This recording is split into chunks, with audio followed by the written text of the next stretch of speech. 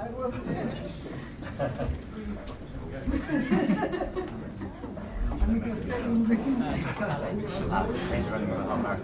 Yeah, I'm trying to convince him because I just ran it recently. 21k in 9 months. So we were speaking the other day. I think anyone can. Thanks, Rob. Thank you.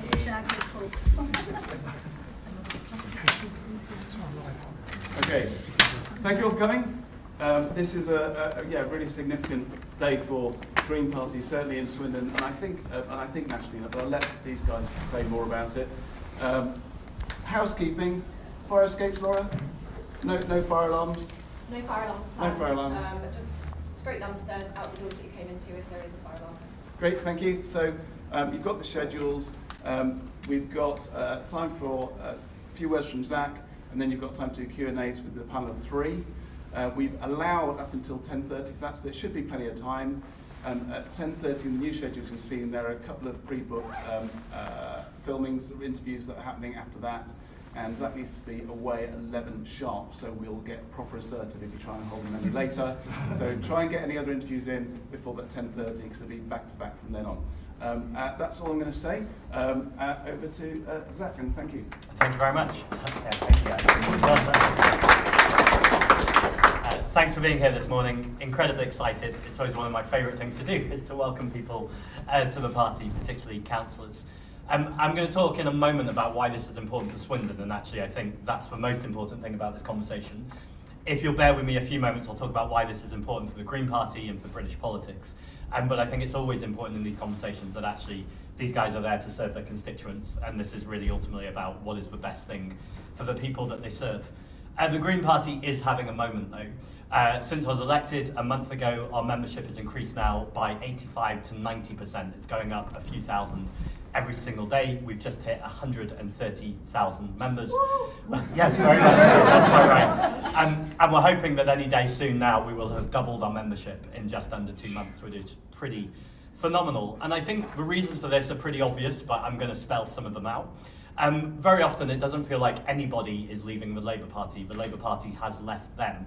And actually the Green Party, everyone has always known, has cared about the environment and protecting the planet and reducing emissions. We live in one of the most nature-depleted countries in the world. But there's no environmental justice without racial, social and economic justice too. And what the Green Party are doing is absolutely centering the cost of living crisis at the heart of everything that we do. People in this country, and I know particularly in Swindon, are tired and exhausted where wages have not been increasing, the cost of living has been getting more expensive, and people are being priced out. And lots of people voted for Labour expecting change, but what they got in Keir Starmer was not change, and where it is change, it is often something worse. From the 2-child benefit cap, which is pushing lots of children further into poverty, to the disability cuts, and of course the ongoing genocide in Gaza. We have a Labour government that is not just complicit, but actively enabling through the selling of arms, the sharing of intelligence, and we badly need to make sure that we show moral leadership on that, as well as doing the right thing. And then I think that's filtering right through from the international politics and the national politics to the very local level too. I meet former Labour councillors right across the country who tell me that they're in a party where they feel like they didn't have the freedom or the choice to be able to speak out, to properly represent their constituents, and that very much sense of command and control from the top down. The Green Party are a fully democratic party. We are one member, one vote, and when councillors are elected for the local area, it's in our very ethos that their number one job is to serve their local residents and serve the local area. So just finishing up, I'm delighted to be introducing Reppy Begum and Tom Butcher to the Green Party, along with Ian, of course, who's also defected, so that makes a group of 3 in Swindon. I know people are incredibly excited about this. I'm meeting people all over the country who are saying that they're feeling hope again. And actually that's what we're really centering as a Green Party right now. That when people look at both national and local politics, where they feel even if people got into it for the right reasons, they've been silenced or they've been muzzled, or they're not being able to speak with the freedom that they should, that actually the most hopeful thing that can be offered right now is the freedom to say, you can call this out, we deserve better. And actually it's not just about calling things out. The bit I'm proudest of as a party is that we have real practical solutions that will change the situation that I was just talking about. So again, at the national level, from taxing the wealthiest to making sure we're redistributing money and power around our local communities, to at the local level being voices that can speak up for local public spaces, for beautiful green spaces, for ultimately speaking out and saying, actually, the local council should be there to serve people, and it should be for people and not for profit. And actually, far too often, corporations and vested interests take far too much precedent or too much influence in the decisions that are made. And actually, in a democracy, decisions should be made in the interests of local people and in democracy. So finally, just a huge welcome, and thank you very much for joining us. Thank you.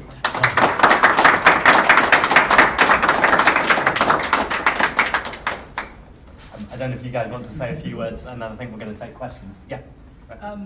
Thank you for coming. I think I was asked the question of why Green Party? Why have you left Labour? Why Green Party?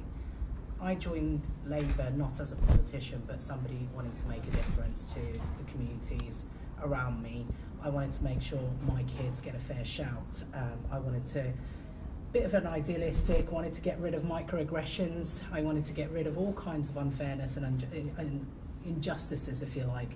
I knew I wasn't going to do it overnight, but I thought join a party that's going to actually feed into all of that, my ethos, my beliefs, etc. And every day I just found that it was chipping away at that. It was chipping away, and I thought the best way to go about it is trying to fight from within.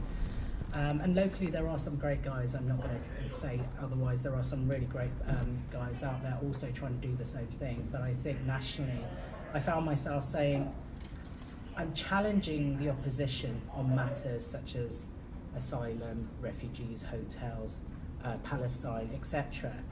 But in my own party, I'm having to keep my head down under the parapet, and I started to feel like a hypocrite.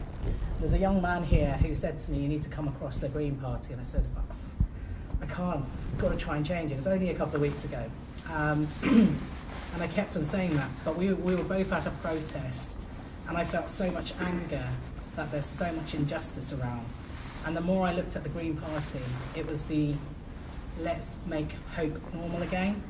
That really drew me in. And the fact that I can stand here and talk about things that matter to us, where I feel we have been silenced, that's what drew me in. I think Zack's already said it, it's not about me leaving Labour, it's about Labour having left me and my ethos and the ethics that I thought Labour stood for. I thought Labour stood for every man, every woman. Unfortunately, it doesn't feel like that anymore, and that's why I would be a hypocrite if I stayed. That's me.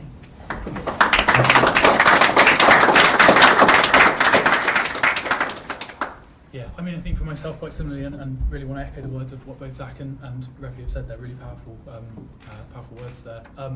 We have to be able to stand up and champion the causes, the social justice, the environmental challenges that we face. And we need to be bold, we need to be loud about that, and we need to be confident in saying that. I've been, similar to Repi, very ingrained in the Labour Party previously and working very hard to see that as a success. But I've found myself over a number of months now becoming more and more disenfranchised with that, finding that the direction of travel is just not what I was expecting now, not what I felt that we had stood on and what the Labour Party had promised. So, much the same as Repi, I don't feel that my values have changed here. I feel that I have stood true and consistent on those. I have had my integrity intact with those values. It is the Labour Party that's changed, and we must be bold, we must speak out, and we must use our voices to champion those causes. We've heard, unfortunately, locally in the Labour Party, in the council chamber even, a message of stay quiet, keep our heads down for too long, and I've challenged that internally for a long time, and I've spoken up, and Repi has spoken up in meetings and in the chamber, but it's got to a point of just saying enough. And when a leader like Zack comes along who brings that message of hope and of championing those causes boldly, then that's a message I can absolutely get behind, and that's what has led me to the decision to move to the Green Party, and I'm really glad that we're bringing a bit of hope and a bit of trust and transparency and accountability back into politics.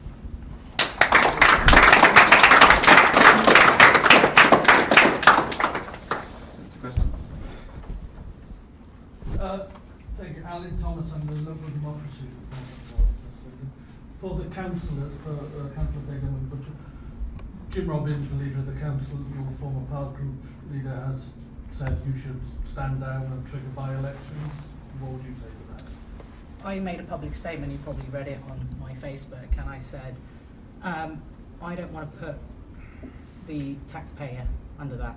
If you look at statistics, there's anything between 5,500 to 30,000 to do a by-election. We're already under the cosh. The council doesn't have that kind of money. People don't have that kind of money. People don't have the kind of money to actually go buy a Costa coffee these days. And for him to say that, I think it's quite demeaning. Like I said, I'm still going to represent my constituents, Freshbrook, Lydiard Park, those areas, Grange Hill. I still will walk the streets, I will still do my job, and I intend to do it well. That doesn't matter whether I'm under whatever banner. The fact is, I've come to the Green Party because it's showing me hope, and I hope that I can show better hope through what, nothing's changing in terms of what I'm doing. All that's changing is a banner, and a banner that I am behind because, as I've said, it's giving hope, it's talking about social justice, it's talking about fairness, which I don't think Labour has anymore. How can I be in a party that essentially, as I've said, it feels like it's endangering people like me with all the rhetoric around immigration. I do have an A-level English literature, but I don't think it's necessary to be a citizen of the UK, and that's the kind of stuff that Labour are talking about. Yes. So when you're talking about by-elections, is it fair to put that cost on the taxpayer after everything else that's happening at the moment? If I could add to that, I mean, I would say Jim Robbins is fully aware of the budget pressures that he faces. He's preparing at the moment for his next budget for next year. He knows that the hardship that they're in. It's disappointing, frankly, that he would call for us to put extra cost on the taxpayer, on the council tax burden there. We are a little over 6 months away from all-out elections in Swindon. We as the Green Party will be standing and championing that cause and fighting that election very strongly. If Jim Robbins wants an election, then he will have one in May. He knows that full well. It surprises me, frankly, that he would try and call for a by-election right now, knowing all of that. I would equally add, in the run-up to the general election last year, there was a number of defections from the Conservatives to Labour, which raised some interesting questions about very different values, potentially, between parties there. I didn't hear him speaking out at that point, though, as to challenging defectors. I believe he was probably fairly supportive at the time, so yeah.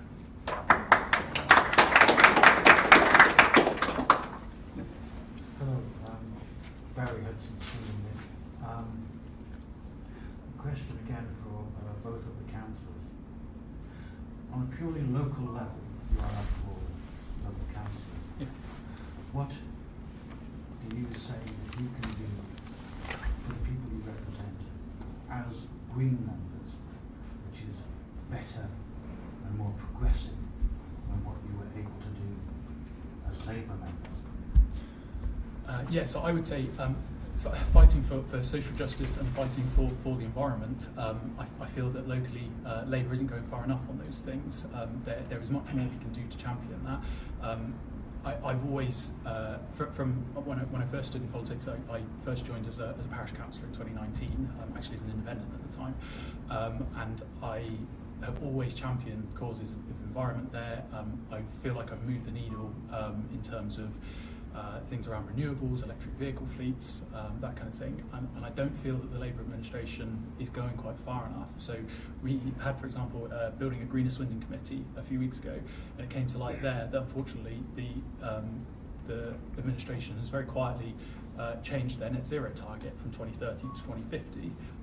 They weren't particularly honest on that at the time as well, and it took me speaking out in that meeting and really pushing that point to get an honest answer out of them on it. So the answer is, I'm going to keep doing what I've been doing. I'm not going to be constrained now by being told not to speak up by the Labour administration.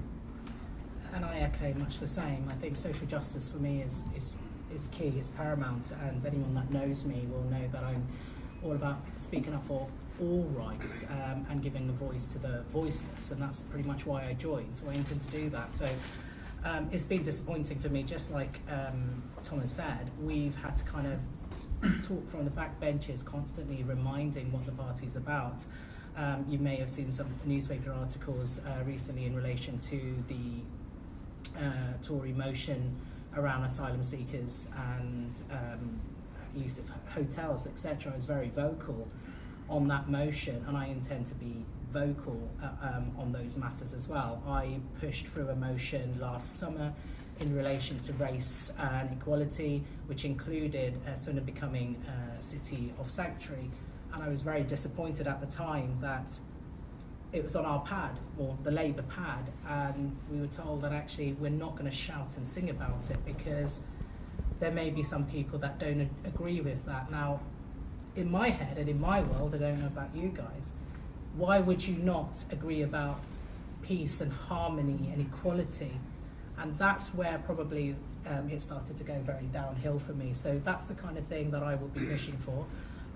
I've always been a staunch supporter of Palestine and any country really where there is oppression. And again, I felt like those are subjects that I was silenced on. Thank you very much, Zack, for putting that on the agenda and saying it's politically okay, it's socially okay, it's absolutely okay to have this as a dinner table conversation, and we should be talking more about that. The British role in Palestine, not today, not yesterday, not a decade ago, but decades ago, and why we have a responsibility to make that right and do more there. So it's those kind of matters that I think I'll be much more freer to talk about and hopefully do more about.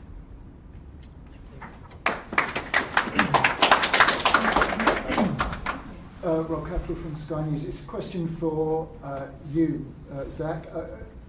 Do we have more defections in the pipeline? Might we see, for example, an MP crossing to you from Labour?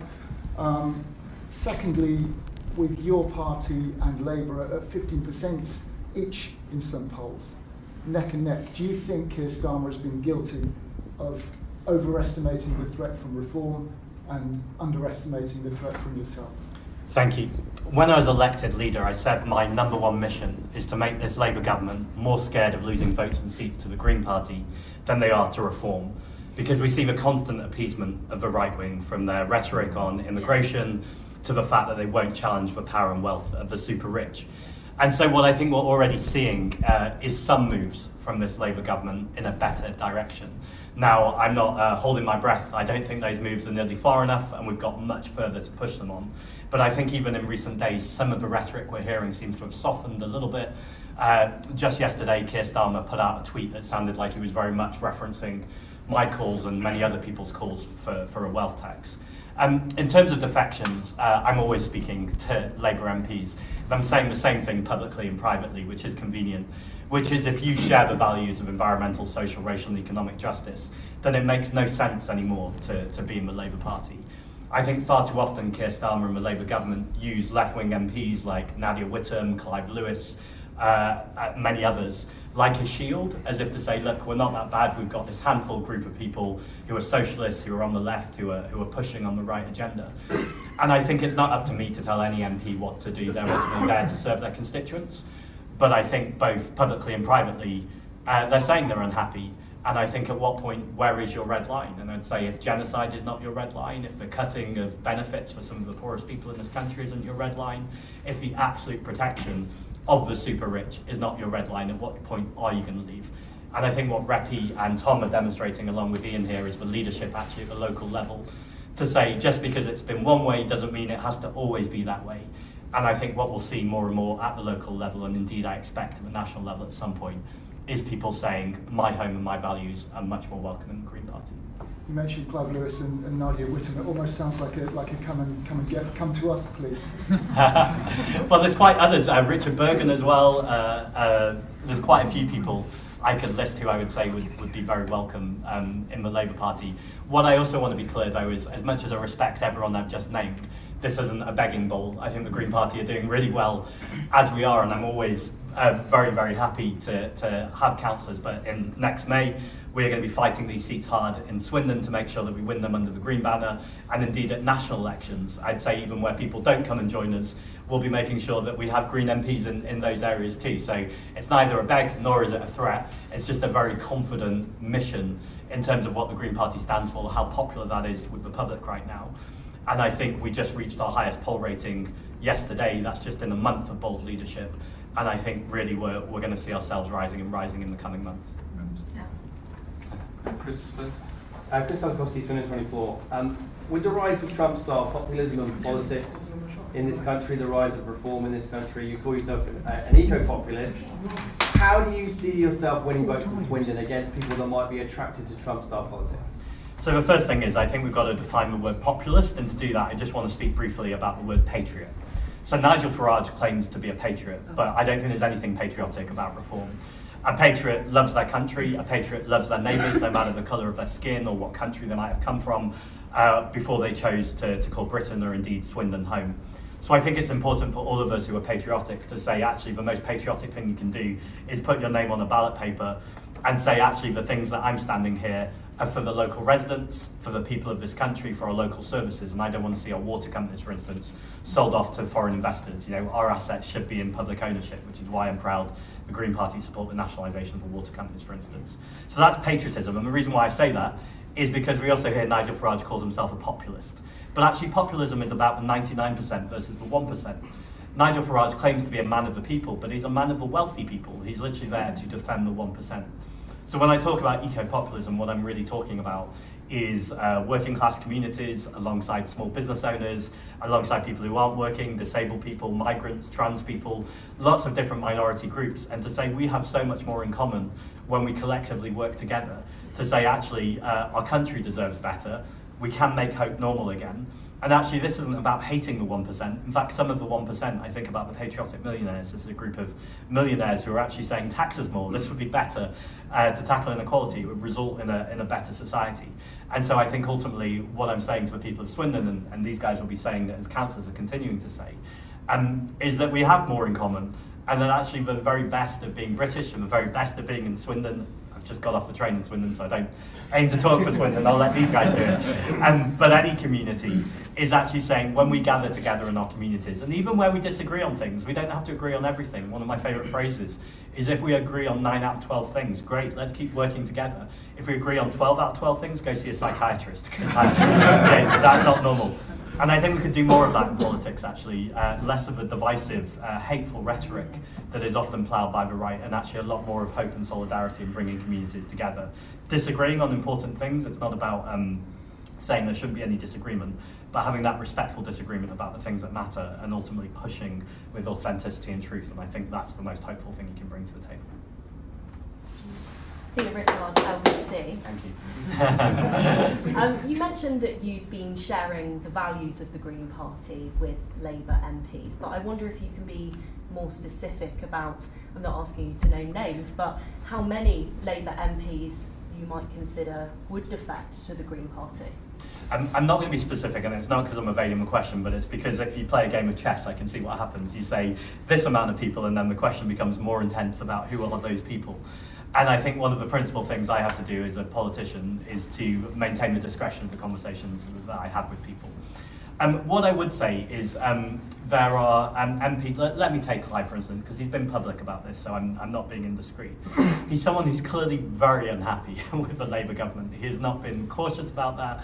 He's been very clear about what his values are. And then I suppose the bit that I disagree with, and it's a rightful disagreement, what we were just talking about, respectful disagreement, is he thinks he's better placed within the Labour Party to pull the government to a better place.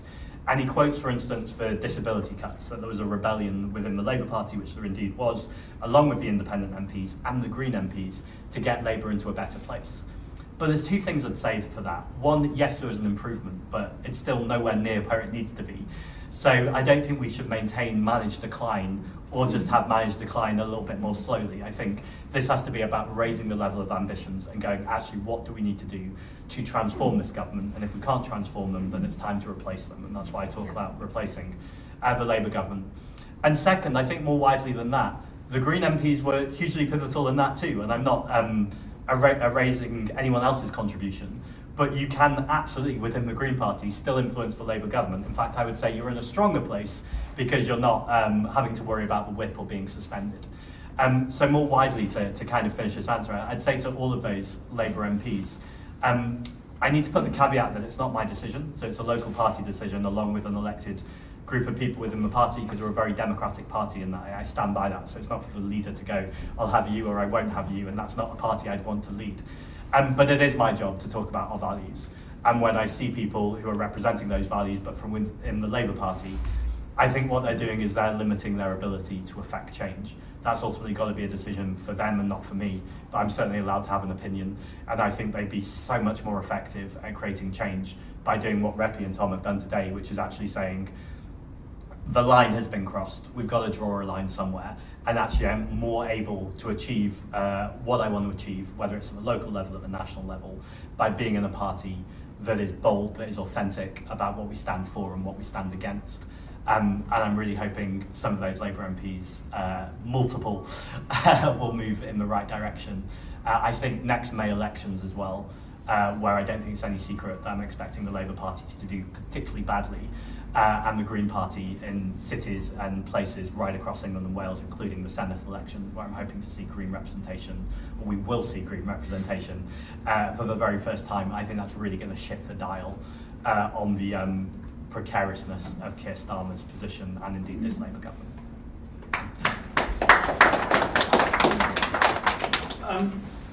Question for all three of you. It's actually about local government. I do apologise. The pressures on Swindon Borough Council's budget, or lots of council budget, largely driven by adult social care with a sort of side plan of social kids and families, and was taking up 80% of the revenue budget, 80%. Social care.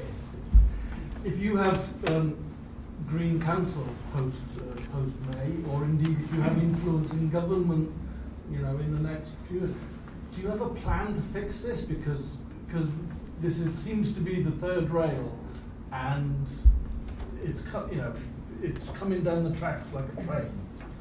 Should I go first nationally and then go with the local picture? I suppose it's not just coming down the train. I think we're here already because we have green councils. And I think what's really important at national level is to really challenge this myth of a national economy being like a household budget. This idea, I hear it from journalists all the time, with respect to all the journalists in the room, that money's tight and there's no money left. Yet, since the pandemic started, billionaire wealth in this country has doubled. And so there's plenty of money, there just isn't enough money, apparently, for local services and indeed councils. And what I really want to see green councils doing more of is, yes, implementing budgets that are balanced. So sorry, to tie up this first thought. The national economy is not like a household budget, but we know that a local council is. So the local council gets the money from the national government.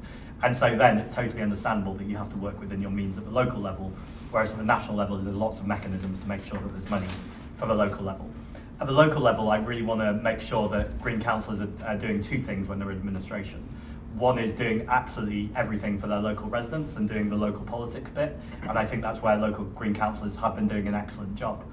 Where I'd like to see green councillors doing even better where they run administrations, and this is not a criticism, this is we're all learning on the job, including myself, is doing both the local but also making it very clear that where tough decisions are being made, that's because the national government, a Labour national government at that, are forcing these decisions on local councils. It is absolutely outrageous that up to 80% of a local council budget is being spent on adult social care. And we know this was a conservative ideology to strip local councils of their money, to push our public money to private wealth, and then to blame the local councils for the decisions that were made, particularly in cities where you had Labour councils. It was a complete partisan attack from the Conservative government. And it's one time where if you'd asked me this question a few years ago, I would have had Labour's back, which is not something I often do, but I think fair's fair. That argument has totally been eroded now. We have a Labour government that are acting exactly like the Tories were, if not worse, continuing with austerity 2.0. So I do think at the local level, green councillors have a responsibility both to the local council, to their local constituents, but also there's this national piece as well, which is to make it clear that if they do have to shut something down, and I never want to see them do that, that is as a result of political decisions made by national government and not the local council level. And those are all political choices, and we can make different political choices at the national level. If I can add to that, I would say we know in Swindon that our adult and children's social care occupies about 85% of the budget. That leaves 15% for the rest of the services. So when you speak to your average person on the street and they say, why am I paying more and more council tax and seeing less and less quality services, that is simply why. That is clearly unsustainable in its approach. Labour know that. They said that in the run-up to the general election. They stood on the promise of a national care service and on local government reforms. Neither of those have been forthcoming so far. They must move faster on that. So when you ask what we're going to do after May next year, the question should be what we're going to do in the run-up to May now as well. We are going to loudly champion that they need some reforms, they need to challenge the government on that, and they need to make sure that Swindon is set in a much more sustainable position with their finances, such that adult and children's social care don't occupy that amount of the budget. And that's not to say remove services, not at all. We have seen some elements of that with reduction in services in places as well, in Swindon specifically. I don't agree with that. We should not be reducing those services, but we should be finding more cost-effective ways to deliver that. A lot of those costs are high because of the privatisation within things like the adult care services. The council needs to go much further and much faster in removing themselves from having to use those privatised services so much. They must make their money go further, and they must deliver more of the services themselves directly.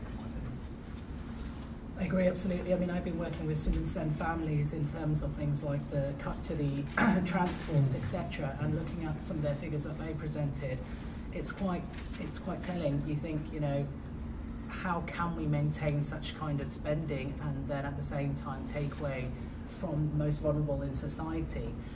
So I think as a local councillor, it's down to me and others like me to be involved in the community and the grassroots activities. It's not just about saying this is the cut or this is the way it should be going, but actually how can we mitigate as well? So I've got a great person behind me somewhere called Aurelie.